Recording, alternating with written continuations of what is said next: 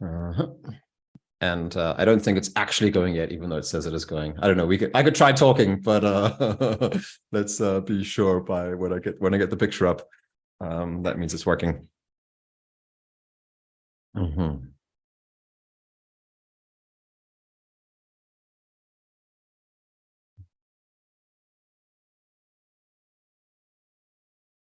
Good. Okay. Well, I think we're ready to get going. Achill is frozen in space. Let's hopefully he gets moving again. But a very short introduction here is that it's our network Friday meeting in Maniphesto. And we have Achill Rudolph on board. He's already made one presentation for us on this YouTube channel and led a really interesting discussion about the value of having good, strong male relationships, especially when you want to make good connections with women. And that's something that Achill works a lot with in helping guys in figuring out how to navigate the modern dating scene, I guess. That's at least one of the things that he's working on. But Achill's really made a big impact in our community since he's joined. And I'm pretty excited to, he kind of came to us and says he's been working with this idea about visualizing your vision. And Maniphesto's, of course, always really put a high value and priority on the importance of vision. If we don't know where we're going, then we don't know what we're supposed to do. And we'll probably run out of energy and kind of motivation very quickly. So I'm not very artistic. And so I've never really done that active, even though I've known and I've kind of had some kind of picture in my head, because I know that vision should always be a visual thing as well. And so when Achill offered to come up with this, then I was really excited to hear about it. And so, yeah, he's going to give a 15, 20-minute presentation now. I believe we're going to might be doing a practical exercise that the people listening to this afterwards will also be able to do. And we'll also have some discussion amongst us. So, yeah, without further ado, I'll hand over to you, Achill. Thanks very much. Thanks so much, Paul. Great to be here. And I'll share my screen for this. The connection is not as strong as I'd like it to be. So maybe for the presentation part, I'd like to ask you guys to switch off your camera, and then later we can get back into the visual mode. Yeah. I hope you can see my screen here. Yeah, it's all good. Fantastic.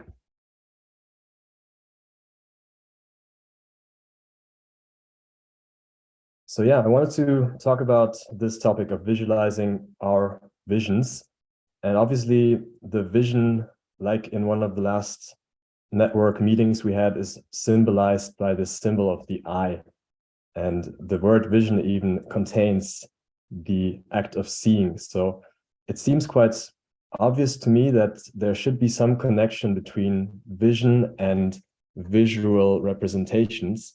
And so this is the conversation that I'd like to trigger here today with all of you. And there will be a couple of parts of this short first presentation for us to get started. We'll just go into a bit of background, introduction. Then I want to talk about the theory of why visualizing your vision might work or not work. The science here is not completely conclusive yet, but there are some interesting insights from the psychological literature. And then I actually want to talk about how to implement this process, how to really go about visualizing your vision.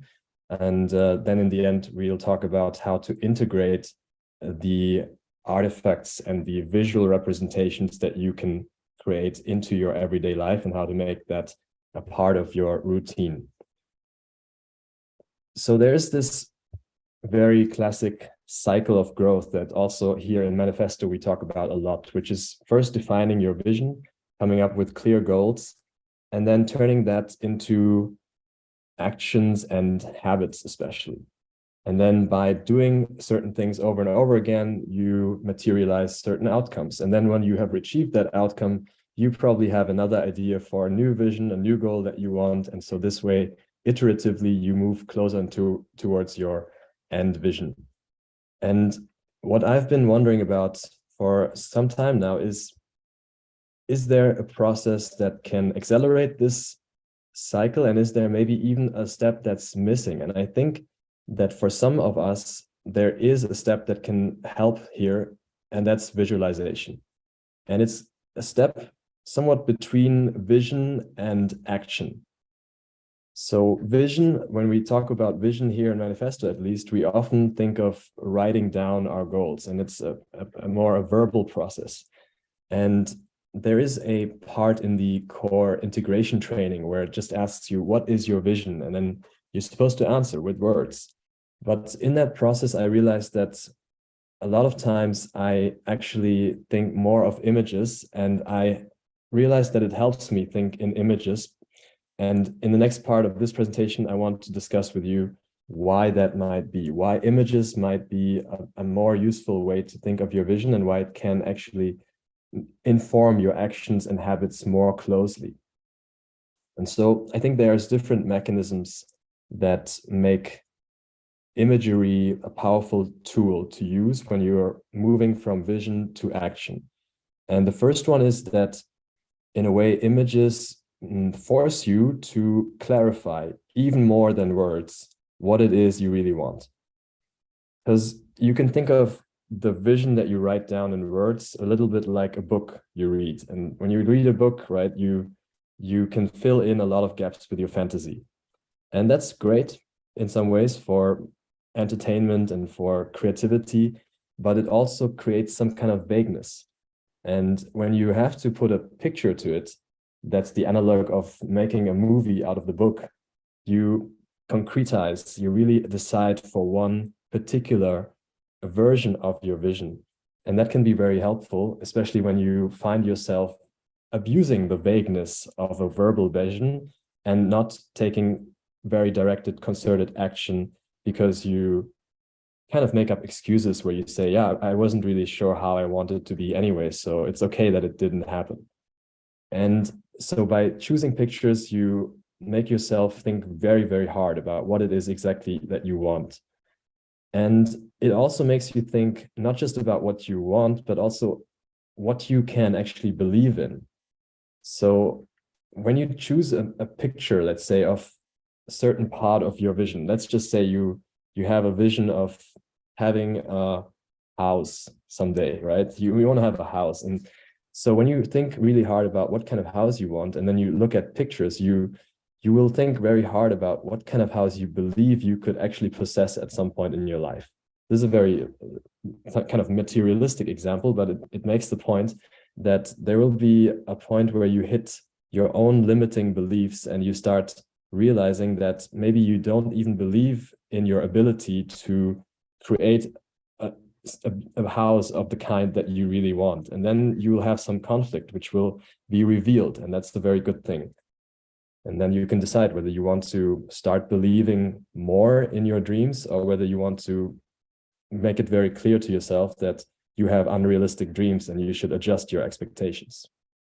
This is the first, I think, mechanism that makes visualization powerful.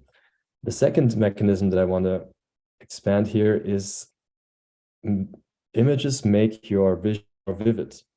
And this is different for different people. For some people, for example, they really enjoy reading a book, and that's more vivid than the image, than the visualized version of a book, the movie. But having both, I think, is definitely the way to make it as rich as you can. And obviously, words have strength and they can make really interesting worlds pop up in our minds, but images have their advantages as well. They can usually convey more information in less time, and they make the whole experience more sensual. The word often needs to be consumed very attentively, and it needs to be like taken in before it can really cause any kind of sensation, whereas an image, you can just look at it for a moment and you can already feel a lot of different emotions. And so that makes the vision become more present and more vivid and more information laden, which can help manifest it in your being more deeply. And then when that happens, when you have a stronger idea of what exactly it is you want, I think that you actually see more opportunities as well. This is something that has been shown a lot by different scientific studies where they prime people, and once they have an idea of what it is they want, they see more opportunities in the real world for paths that lead to where they want to go. And I think this is something that I have often experienced in my own life. the story of me being here is actually one of that kind, where I made it my vision to become good at speaking, at coaching, at motivating people. And suddenly I saw a lot of opportunities for doing that. And so when I see an opportunity to give a presentation like this or lead a meeting, I usually jump on it, because I've made it very clear to myself that this is the path that I need to take in order to get even better at it. And then there's another mechanism that I want to highlight here, which is that visualizing actions can lead to similar results as the action itself. There's a study that shows that when you have people train their muscle in their finger, just a very simple act of training your finger strength, they obviously get a high increase in the strength of those muscles. But they had another group, a control group, or an experiment group, actually just visualize moving the finger without moving the real finger, without moving the finger in reality. And what happened was that the people who visualized had a similar increase in muscle strength as the people who actually moved their finger. And so in the same way, when you visualize the actions that you have to take, it's a little bit like rehearsing. And before I gave this presentation, I obviously rehearsed it once. I just went through it once. And when you have a vision board, it is kind of like you're rehearsing all the different aspects of your behavior that you need to take in order to get to where you want to be. And it kind of trains your mental muscles and gives you a short simulation of what it's like to go through those different difficult behaviors that you want to take and tackle. Then there's one more here, which is the reduction of stress of a novel situation. And I always give an example here, which is that I'm still a bit nervous when I go in front of a crowd or when I go in front of a camera, and especially when it comes to making videos. That's actually a bit of a challenge for me. And so I made sure to include an image in my own vision board of me being in front of a camera.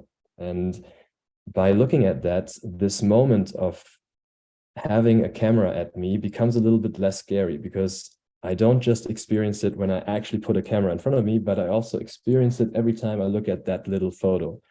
And so when I look at my vision board, I make sure to look at these different moments where I know those are going to be scary moments for me. Those are going to be challenging moments, and I get more used to them. And then when I actually experience that moment, it becomes a little bit less novel, a little bit less stressful, therefore. And then another aspect, the last one I want to highlight here, is that having a visual representation of your actions and your goals will remind you of what it is that you have to do in order to get there. And here I actually want to open my own vision board just for a moment and show you a little bit of an excerpt from it. I don't want to show you all of it. It's a very personal document, but one thing that I have in my vision board is this guy here meditating, right? I like meditation. And so I put this dude here that's sitting in a terrace, and he's sitting in a jungle, and I look at that. And every time I look at that, I notice how straight this person sits and how he's doing the actual lotus seat, which you're supposed to do when you're in meditation. And so that reminds me that I should also be sitting straight when I do my meditation. It reminds me that, just so you know, we can certainly see that slide of visualization helps. We can't actually see your vision board. oh, I see. Okay, I'll have We're to change intending the, to I see. That's good to know. I'll just change the sharing settings so that I can okay, yeah, include you might be the just showing a specific window instead of oh yeah. So now you should be able to see my vision board as well.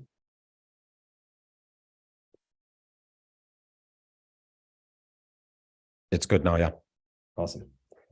So yeah, I just zoomed out to show you a little bit of how I structured my own vision board. And here there's a particular aspect in my vision board, which is this picture with a person who's meditating. And it always reminds me, as I said, of how I want to sit when I meditate. And I often don't do it properly, but when I look at this image in the morning before doing my meditation, I definitely remember to sit properly. This is just a little example, an anecdote of how my vision board reminds me to take the right action.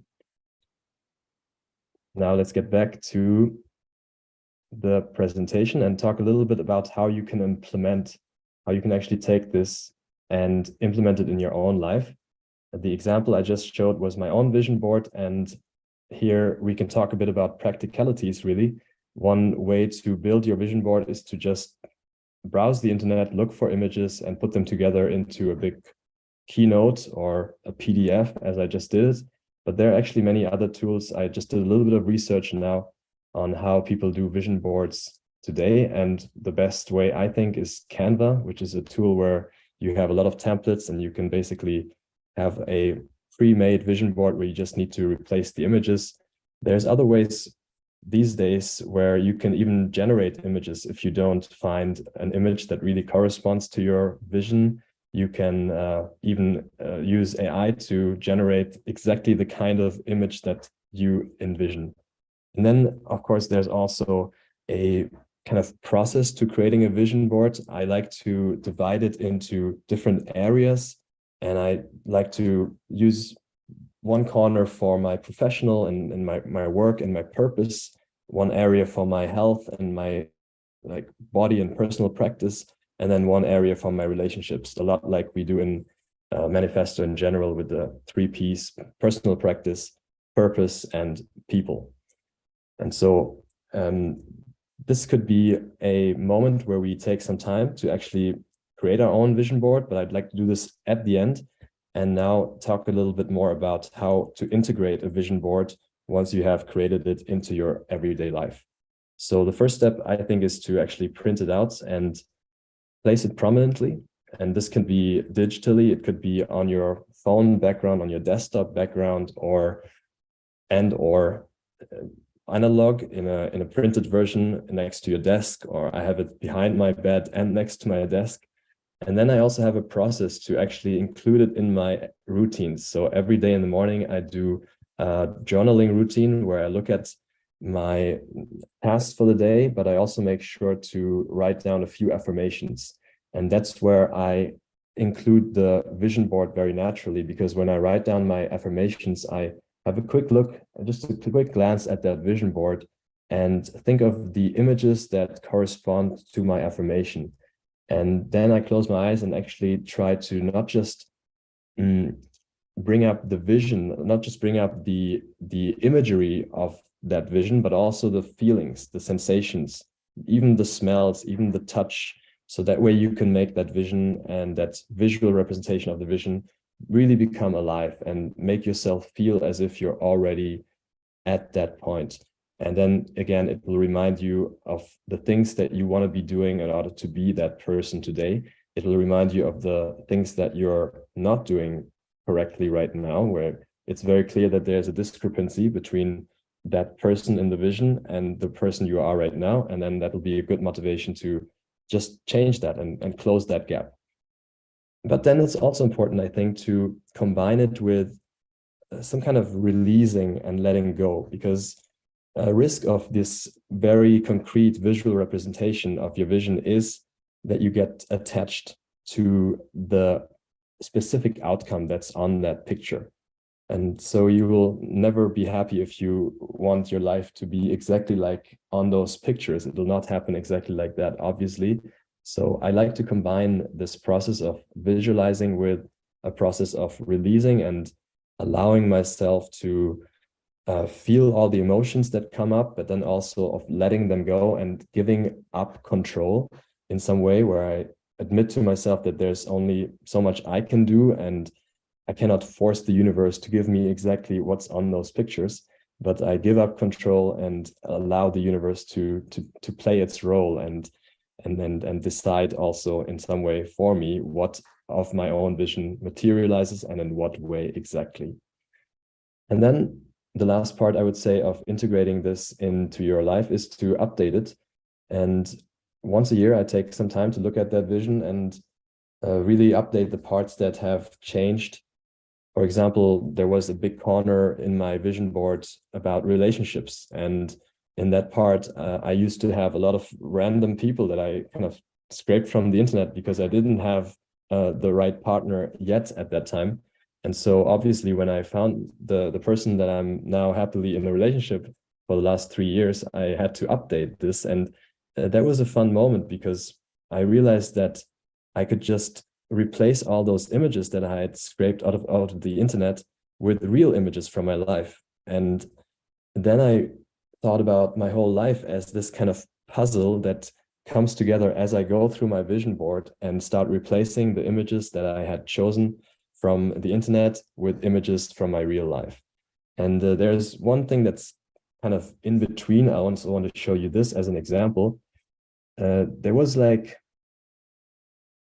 a retreat that I wanted to go to, and it was actually inspired by some of the people I met here in Maniphesto. And it was a retreat by Eli Buren, and he does these retreats in the US. And I checked it out on the internet and I thought, wow, this is amazing. I want to go there someday. And so in that way, I also put images that are not exactly completely random from the internet, but from things that I actually experienced or heard about and want to go to. And then I thought, yeah, this should also be in my vision board. It resonates with me, and I either want to go there someday or I want to organize something similar. And so in that way, I would recommend you to choose images that really have a personal meaning to you and resonate with you. But this is all about how to integrate it. And now I'd like to open the floor and have all of your opinions and maybe even experiences with building a vision board. Maybe we can go around and even see if some of you have used this tool before, and if yes, what kind of challenges you've faced. And why do we say people can switch on their videos as well if they want to do that again? Yeah. I have a couple of things, but yeah, anyone else want to start us off?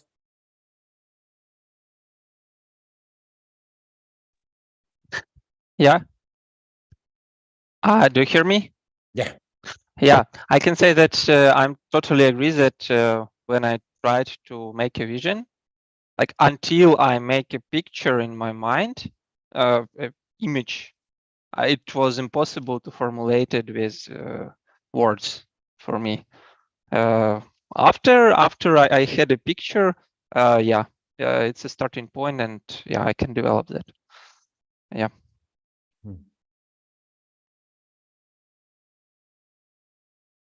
So you're saying that for you, the first step in figuring out your vision is to find a picture first. Yeah, I was struggling to formulate it. And I'm struggling. Then at some point, image appears in my mind. Then it goes smooth. And did you also try to actually put that picture into a vision board or find a similar picture somewhere, or was it enough for you to just describe it with words and then have your vision as a verbal statement? I never tried with this vision board, and now I think it's a very good idea because sometimes, yeah, it's easy to forget these images, then you need to recollect it. But it's if it's you just need to come to your room and have a look on the wall, it's much easier. Yeah. And also with text, yeah, if you need to change your vision or something, you need to find your vision, to read it, to remember what did you feel, how was it, and not here you just see the image and it's already there. Yeah, I think that's a huge advantage. Whereas a written vision is something you have to consciously find on your computer and open and read. A vision board can just be hanging on the wall in the background. And I actually brought mine just to show you how it looks like. In my case, it's this piece of plastic, and I just have it hanging somewhere, and that way it's always part of my visual field and always keeps influencing me. On the fridge, I could imagine, is a good place to have it. Then you, when you're hungry, then you see your hunger goes towards your vision as well. I've done vision work before, but I've always done it with like drawing stuff myself on paper with like colored pens. And I was one of those kids that stopped drawing when I was very young and never got very good at it. So I've kind of like really seen the value of it. And I think you've touched on it a little bit, but the thing that I just thought could have been that is like images. Creating an image helps us to tap into the subconscious as well. Like there's something about, I've noticed as I'm drawing, I don't really know what I'm going to draw until I've drawn it. Like it kind of grows in the process. And actually, the slower that I draw it, the more detailed that I draw it, the more like these kind of like features come out in the picture that I wasn't expecting. And then I've also noticed, like after I've drawn it, then the relations between the elements, the way that they're laid out, is often really meaningful and interesting as well. So that's been something that's been valuable for me. But I feel like fantastic presentation on something that I think has really been a lack, actually, because I've also had images in my mind, but I haven't been in our manifesto process, at least, putting them down onto paper, even though I think it's really a valuable thing. I have one more thing I wanted to comment on, and then actually I had a question as well. The first thing is, I really appreciated what you said about, like, I'm still filtering into me a little bit, but how you said like you had like kind of several pictures of things you've just found on the internet that you weren't personally related to, and then you were able to like release these, you know, multiple fragmented parts of your vision and replace it with one concrete part of your vision. And I wonder if, you know, like experience of, if one worked with this over a long period of time, it would notice like the number of pictures would be reducing, maybe coming down just down to one picture that would have everything in it. That would be reflect, you know, gathering oneself and one's person and one's identity in some way, right? And focusing it as well, which is a beautiful thing. Maybe we'd all need 3 or 5 or 10 still, who knows what. That was beautiful. And then that was just one comment. And then the other question I had was just, do you have recommended reading on this subject as well, that you would point us towards for people who wanted to work more with it? Actually, no. I haven't really seen any good guides, but I did watch some videos, and so that's how I got started. I just watched videos of people on YouTube explaining how they did their vision boards, and then I researched a bit, and I found a lot of scientific articles, but they were not particularly useful for me to actually get started with this process. So I think what helps is just seeing someone else explaining how they did their vision board, and that's also what I wanted to incorporate here. And on the first point, I think some of the parts of my vision did actually boil down, but in the end, it was more the process of replacing random images with actual images from my life. So that was really what made this process become extremely engaging for me. And I do always look at this and I ask myself, does it really represent what I want? And that's also even a fun process, to just look at that and say, does it still resonate with me? Do I really still need that? Do I still want that? And there sometimes something does get kicked out. And then I realize, no, this is really not necessary at all. But sometimes something also comes on top. So recently I started thinking about having my own family. So I didn't have that as part of my vision at all 3 years ago. And so recently I looked at some pictures of cute kids and put them into the corner with my relationship. Cool. Yeah. I mean, I took a sports coach education, and it's just a massive part of sports training. That there's also, I hadn't heard of the finger exercise you've done, but they've actually taken Olympic athletes and then had some of them train something like 50% physical training, 50% just sitting and visualizing, and another group will do 100% the amount of, you know, of hours doing just physical training. And what they found is the results were like, the injuries were far lower in the people that were doing 50% visual training, and the performance was very, very close, if not the same as well. So there's a very large part. I've done a lot of rock climbing, and in rock climbing, you visualize climbing a route, you know, 5, 10, 20 times before you actually climb it. And it's very, very clear how visualizing it is the same as climbing it. Like you get the same training and there isn't the same impact on it. So yeah. That in fact is the origin of this whole line of thought. It was originally used by Russian athletes. They'll seem to be the first ones who started using this on a scale. Like in the 1980s, the Olympic Russian athletes discovered this, and then it spread very quickly in sports. And then it became something that sports and top performers do a lot, but still the science of it is not fully understood. And so there are these studies that prove the efficacy, but they don't really understand exactly the mechanisms. And so that's why this is still part of scientific discussion. We have a doctor on here as well. Maybe it's something like our awareness is more powerful than we think. What is our holistic doctor, Dietmar, say? Yeah, I was going to jump in here, but you mentioned that already, Paul. You won't find any research on vision boarding or something like that, but you will find a lot of research about the value of visualization in sports, for example. And there's two things about it. If you think about the Formula One drivers, for example, they will spend a lot of time just sitting there with their eyes closed, and they will drive the route whichever they're taking on this weekend. So it just helps them really to do it out of the subconscious and to be faster than the others. And the other thing which I noticed myself and which I find really important is the emotional loading of this work. For example, when you train for a marathon, part of the training scheme will be that you will just sit down and see yourself, visualize yourself reaching the goal, entering the area where you just finished the 42 kilometers, and then this will be loaded with an emotion of success, and you made it, you've done it, and that can actually be measured by a widespread.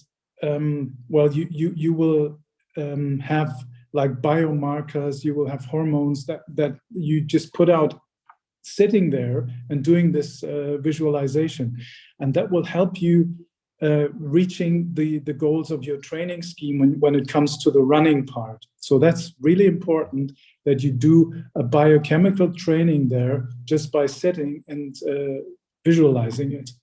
And that's, if you look at for example, myself, I have a mind map for each year, and it's like, what do I do in my job? What do I do with my family? What do I do for me, my personal self, and so on?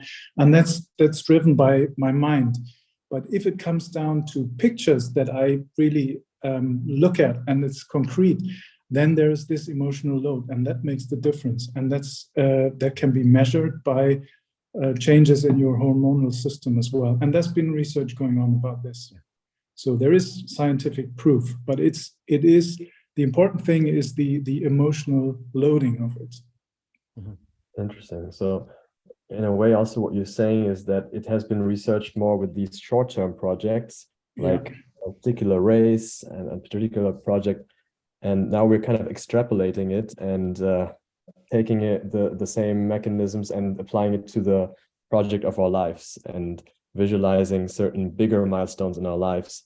And that's probably still not clear how that would really help us. But I think the same mechanisms apply, right? You can emotionally load certain outcomes that you want to achieve in your life, and then thereby increase the motivation to get there with images. Just look at your example. If you want to see Eli, and you join one of his workshops and you talk about it, it's nice to talk about it. But if you look at the picture and if you imagine yourself being in those mountains, sitting there, and nighttime, the stars, that's what's loading it, and that's very, very powerful, and that's a source of endurance if you really want to reach that goal. Is there some connection to placebo? That's also like another incredibly powerful influence on us. Yes, that is hard to quantify, right? There's something similar to placebo going on here. That's true. Yeah. I feel some connection with advertisements, or you see some image of a nice place on the internet or in your friend's timeline, or in Facebook, and you just feel physically like, I want to be there, I want to be in that place now, and it works. Now you have some pictures of some really hot woman and some really fast cars, and then a can of Coca-Cola or something like that. It's like, oh, I like Coca-Cola, even though I like you. Yeah. Okay. I have one more angle to look at this from that I thought you guys, this is a bit of a my nerd stuff angle, but it's something that I've really found fascinating reading about.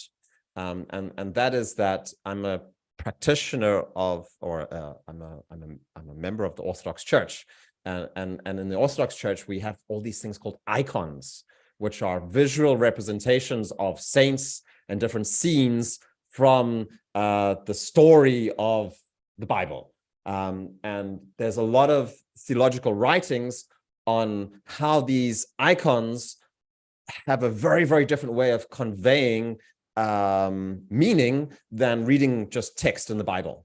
And it's kind of like this, like you get an entire story, boom, at once kind of thing. You can almost get like the entire history of the cosmos. Many icons have in some way a representation of like the entire, the entirety of the cosmos in one little picture. And so, and again, there's so much that happens on the subconscious level. So in the Orthodox faith, it's like you're really aware of like what was the state of the person as they were busy painting this icon, and how that comes out in tiny little change in the facial expression of the person in the painting, or a little hand gesture or something like that. And so there's like these specifically canonical icons that are seen as like having a specific influence or meaning, and they have very, very fine little features that have gained a lot of importance over time as a part of the history. I imagine in your tradition as well, Achill, that's also that there's a very high importance on visual representations and how that kind of forms an understanding of a faith, which isn't, it's not just cognitive, but it's very much embodied actually. Yeah, and it's interesting because I actually wanted to take the conversation to another kind of religious iconography, which is these paintings of Hieronymus Bosch, where he has a kind of vision board, but oftentimes it's the opposite of a vision. It's like what you don't want. It's the absolute hell. And I actually think that even that can be motivating. And I'm even wondering whether it's a good idea to create your personal hell board, because as much as you are motivated by the things that you want in life and can get yourself to be super motivated by all these interesting objects, you could also motivate yourself by painting out, by really making vivid the opposite. What will happen if you fail, and what will happen if you don't do what you set out to do? And that might be this kind of stick, while the vision board is the carrot, and together that might work even better. What do you guys think about this idea of like really making your personal hell more vivid as well? What comes up for me automatically is I was in Mount Athos this winter visiting a monastery. I think it was Xenophontos Monastery. It's a 1,000-year-old monastery. And there's this incredibly weird painting there in the reception area of like the gluttonous, greedy monk. And there's like all these really weird demonic stuff of like this guy as he's kind of like lusting after food. It's like a crazy picture to see in a kind of Christian church setting. It's really weird. But that's exactly what it is. It's a hell picture of these like demonic influences over this monk who's like, greedily trying to eat food. So yeah, that was just what came up for me. So there's definitely, I think it's been used in lots of traditions as well. And I guess it just needs to be used carefully. Because I also remember in my childhood, kind of these religious, scary pictures, hell pictures that gave me nightmares. So it's something that needs to be, I didn't see that as a positive thing. I don't have good memories from that at all. Yeah. Probably it makes a big difference whether it's something that's held in front of you by someone else, or whether you consciously create this picture yourself, and then it becomes a very intentional effort, kind of a kind of shadow work, where you look at what you yourself believe is going to happen if you don't take the right action, and then it could be a positive force. I mean, I ask when I make a quarterly commitment, I ask myself, what's the worst thing that can happen if I don't achieve this? And I write that down. But I could imagine it would be even more powerful to visualize what could happen if I don't do this. That would be we are, as human beings, we're more strongly motivated by the things we're scared of than the things that we're attracted to, actually. it is a stronger, we're more interested in survival at the end of the day, right? I'd like to ask one more thing to the round, and especially the people who don't have a vision board yet. Is that something that you would now want to explore? Or let's ask first, who of you uses visual representations in their goal setting yet? And then is that something that you want to start?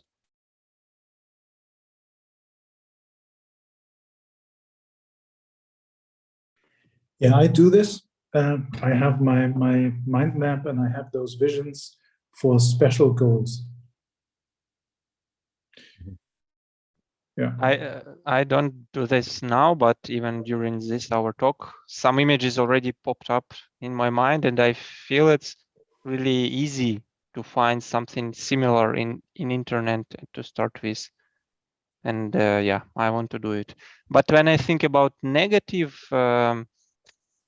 images, yeah, it's not really so easy to visualize. It's somehow like, what if I will not get new job? I will get another boring job. It's kind of hard to make an image. Yeah. That's something I hear a lot from people that I work with. I often ask them, what will happen if you don't reach your goal? And they just say, yeah, it'll just stay the same. So in a way, that's the hell for many people, that things just don't change at all and just stays exactly as it is. Yeah. I'm going to go and experiment with this myself. I think I want to try like 3 or 4 different methods of doing it. I like the idea. It seems really easy. When I saw that, I never thought it before of doing a digital vision board. And so it seems like a really easy thing. And then I have a bit of a skepticism about like having these things on electronic format. So I want to try both electronic, and I want to also get out my colored pens of my son or something like that and draw something. And then I think I want to try and work this into a first offering in our core integration training on Maniphesto Core, so that everybody is encouraged to do this. And especially for new members, I think we'll just tell them like, this is something you need to do. Visualize your vision. And then in the beginning, I imagine we'll let people choose how to do it themselves until we have a bit more experience with it. But I think if you feel that you can paint it yourself, then it's better than looking in internet, sure. Yeah. And adding your picture to your board, why not? Yeah, I've not used a sort of a vision board, and I certainly don't sort of formulate my vision and goals and things like that with images. I think it's a really interesting tool. I sort of piqued my interest. I'm sort of wanting to find out more about it, but I do have some reservations. I think there is a gap, because when I look at the vision board, as you've sort of described it, my sort of concerns lie in this area, is that certainly it's aspirational, it's inspirational, and it can be highly motivational. And there's many people who have great aspirations to achieve certain things, but they don't always achieve them. Just having the aspiration doesn't mean there's an achievement of goal. And in fact, sometimes those aspirations are unrealistic. And that creates a platform for failure. And especially if you're sort of looking at an image and you're sort of aspiring to that image. I don't know, Dietmar, you can perhaps add something here, but I have used visualization before. I used it as part of training, and the purpose of it was to train sort of muscle training, muscle memory. And it was for me a very internalized process. And what I would like to sort of make a connection between is the internalized process and then the aspirational image. There needs to be a connection between the internal process and the image. Yeah, I'm finding it very difficult to sort of explain it, but I think what happens is when you visualize and use visualization, it creates neural pathways. And that's what I found in muscle memory. is that it's creating neural pathways. So you can visualize a technique and you go through it and go through it and go through it. And then when you actively do the technique, the muscle memory is there, although you haven't physically been doing that. But there, and sort of my thinking is that there's a pathway that's being created, and that, you know, I don't know if you can add anything to that, Dietmar. So if we are aspiring or creating with images, and we're sort of looking at that on a daily basis, what pathways are being created, and how are they being created to move us forward to get what we need? So those are questions I would need to sort of answer for myself. But I really think it's a really good thing, and I certainly have no sort of concerns with putting it in the CIT and encouraging new members to sort of look at their vision in that way. I think it's a great way to jumpstart that process. And I like the fact that you mentioned this idea of, for some people, and certainly you found this, that when you have this image, it makes that vision concrete. For me, it's not such for me, writing something down, it makes it concrete. I don't even need to look at it again, just the act of writing it down. But then it sort of made me also think about people like poets or writers who are able, with words, by writing something down, create very powerful images that you know, we can sort of all read and be moved by, or you know, in some way respond in a very visceral way. So I think whether those images are pictures or if those images are word images, the idea of an image is really powerful, and I'm really interested in seeing how that helps create vision and helps us get to what we want to achieve. Oh, thanks a lot, Alex. Yeah, I saw like two really interesting points here, and the first one was about images themselves not really leading you to an outcome, but just creating some aspirations, but then you still need to take the action. And so to that, I think I want to say that the vision board and the visualization should, in my opinion, include not just the outcome, but also the action that you want to take. So instead of just visualizing the finish line and the moment of winning, you also want to visualize the moments of struggle that you're going to face in the race, and think of how you're going to deal with that. And then generally what came up after your sharing was that, in a way, this work is about training yourself to be able to be the person that you want to be. A line that someone told me once was, if you were the CEO of Facebook tomorrow, you know, you wouldn't be able to do it for more than a day. You would collapse because you're not ready to have that kind of responsibility yet. And so I see this visualization work as a way to get myself ready for more responsibility, for more difficult work, for more influence and more meaning. And so, for example, if I visualized myself just a few minutes ago doing this meeting here, I would have also have thought, oh, this is difficult. I'm not sure if I can do it, but just by rehearsing it and doing it once alone, I get myself ready for what it feels like to be here in front of you, sharing stuff, and then I feel more ready to do it in real.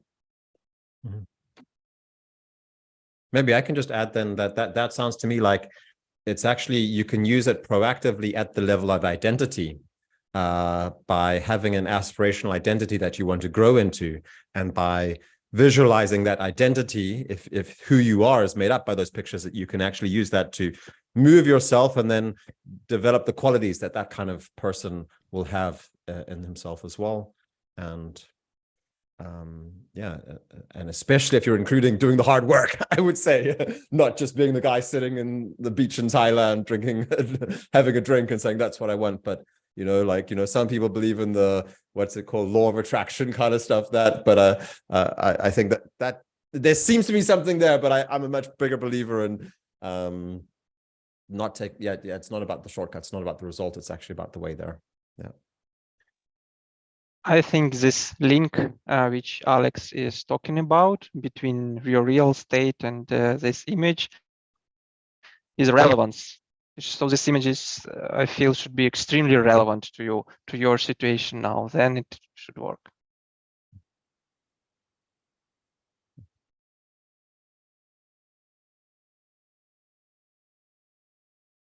Cool. I think then it's a good time to wrap it up. And Paul, would you like to lead us out, or?